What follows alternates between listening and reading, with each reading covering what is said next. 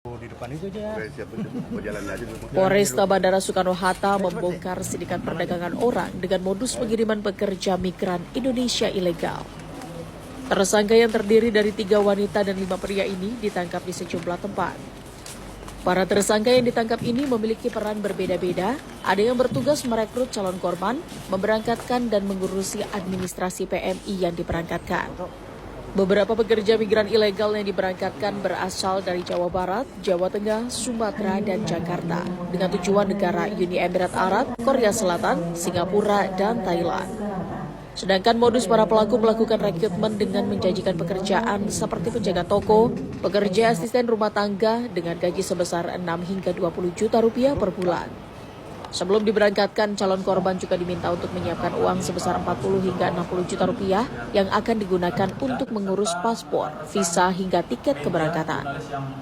Hingga saat ini, polisi masih mengejar 9 tersangka lainnya yang kabur. Setelah menangkap 7 orang tersangka, polisi juga berhasil mencegah 25 orang calon pekerja migran ilegal yang akan diberangkatkan ke luar negeri.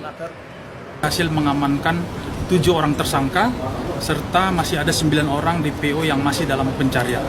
Seperti yang kita sampaikan bahwa Polri bersama Kementerian Tenaga Kerja berkomitmen untuk memberikan perlindungan kepada masyarakat Indonesia untuk tidak menjadi korban yang akan berangkat ke luar negeri. Kita menyampaikan bahwa ada aturan yang harus dilakukan, yang dilaksanakan, sehingga nanti hak-hak dan jaminan perlindungan terhadap tenaga kerja di luar negeri bisa dilaksanakan. Hingga saat ini pemerintah masih berupaya mencegah dan memulangkan pekerja non-prosedural dari berbagai negara. Ada beberapa yang masih ada di sana.